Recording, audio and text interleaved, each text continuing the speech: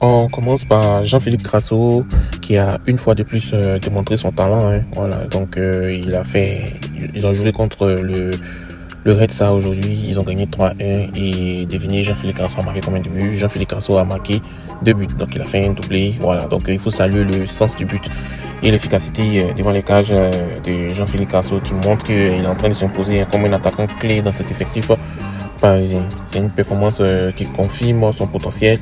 Et aussi, ça montre aussi que son niveau s'est élevé et son jeu d'équipe. Donc là, ça renforce aussi ses ambitions personnelles. Voilà, donc le Paris FC va pouvoir compter sur l'instinct des buteurs de Jean-Philippe Crasso. Et on voit que il n'est pas encore le meilleur buteur de cette ligue-là, mais il a eu, comme on appelle, un carton rouge. Donc c'est ça qui fait qu'il n'a pas encore été le meilleur buteur. Mais bon, on s'en fout. Les gars, lui, il est à l'aise. Voilà, il est à l'aise avec son équipe de Paris FC. Les gens commencent à le connaître. On sait que si on lui donne le ballon, il va marquer. Et c'est une très très bonne chose pour lui. Pourquoi c'est une très bonne chose pour lui? Parce que s'il vient en équipe nationale, on sait aussi qu'il a la capacité de marquer. Donc c'est une bonne chose pour nous. Voilà. Et félicitations encore à Jean-Philippe Crasso. Et on espère te revoir contre la Sierra Leone. Doublé sur nous. Voilà, c'est ce qu'on veut.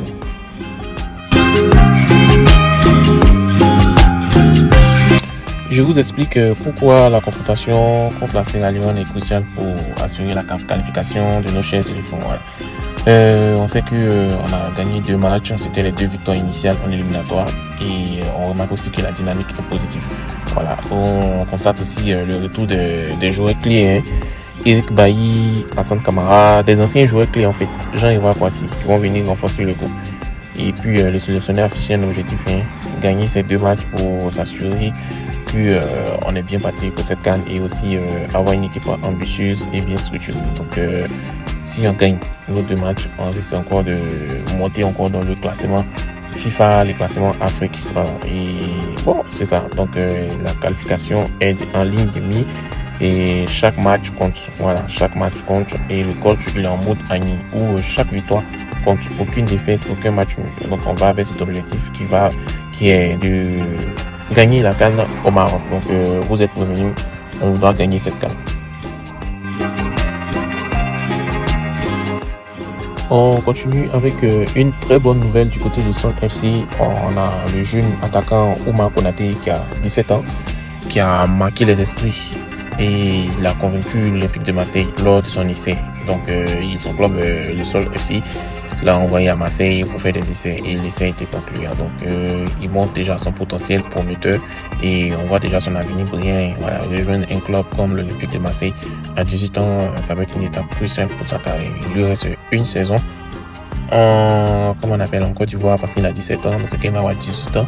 Il va rejoindre l'Olympique de Marseille. Donc à 17 ans, il va continuer à faire le beau jeu de son FC. Voilà. Et aussi, ça va prouver aussi sa capacité à évoluer dans un environnement compétitif. On sait tous que le championnat ivoirien, c'est vrai que c'est vraiment difficile, mais à si jeune âge et être buteur de cette équipe et puis aussi aller, s'imposer dans un prêt concluant, dans un test concluant, donc moi à Marseille, c'est très intéressant. Donc si continue sur cette lancée, il pourrait non seulement s'imposer en Ligue 1 en France, mais devenir aussi un élément clé de la sélection ivoirienne, à l'image de Jean-Philippe Crasso, Sébastien Haller, Franck Kessié et bien d'autres. Donc le transfert est à suivre de près et ça va être la pépite de la saison à suivre.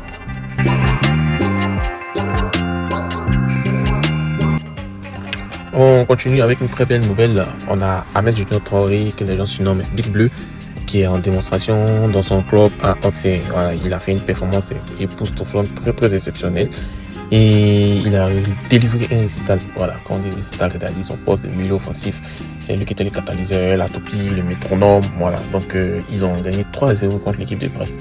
L'équipe de Brest, pour ceux qui ne connaissent pas, cette équipe a été 2e du championnat français la saison passée. C'est des joueurs qui sont bons. Et vu la performance de Ahmed Junior Traoré, c'est bon. Ça montre qu'il est en très bonne confiance. Et puis, on va voir ce que ça va donner. Non seulement il inscrit le but du Borek à la 59e minute, aussi il a apporté une grande fluidité dans le jeu offensif, comme je l'ai dit.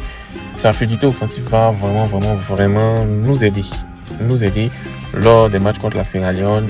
Les matchs contre la Sierra Leone, on va voir ce qui manquait vraiment aux éléphants, le numéro 10 et Ahmed Junior Traoré va nous l'apporter. Voilà. Et puis aussi, il a 2 buts en 4 matchs et il s'impose comme une pièce maîtresse dans cette équipe auxerroise. Voilà, déjà 4 matchs et 2 buts. Et depuis les 2 buts, ça date de la semaine passée et cette semaine. Donc, il a pris ses marques et la machine est lancée. Voilà, ce qui est encore très, très impressionnant pour ses statistiques. Voilà, 10 passes, il a créé 10 passes et il a créé des occasions et il n'est pas seulement un finisseur, il est un créateur qui est capable de dicter le tempo, de déséquilibrer les défenses adverses. Voilà, il a réussi 50% de ses dribbles, il a réussi 50% de ses centres et il a un impact sur les actions décisives de cette équipe. Donc, Ahmed est en train de s'affirmer match après match comme un joueur incontournable dans cette équipe d'Auxerre et c'est valable aussi pour Sinali Diomandé. Voilà, et on va voir ce que ça va apporter. Est-ce que le club de Auxerre va rester en Ligue 1? De toutes les façons, vu la victoire qu'ils ont eu contre Brest, ils méritent largement de rester en Ligue 1. Donc, courage à Ahmed Junior Traoré, courage à Sinali Diomandé, courage à Lasso Coulibaly, courage à Akma Clément. C'est pas facile, mais au bout de l'effort, il y a la récompense.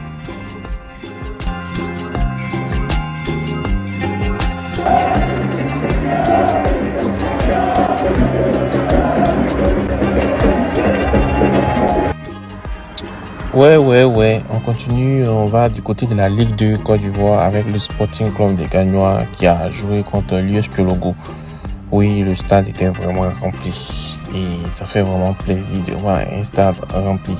Malheureusement, le Sporting Club des Gagnois n'a pas gagné, ils ont fait 0-0, mais on sent la mobilisation, on sent que le club est en train de renaître. Donc, merci au président Tayoro.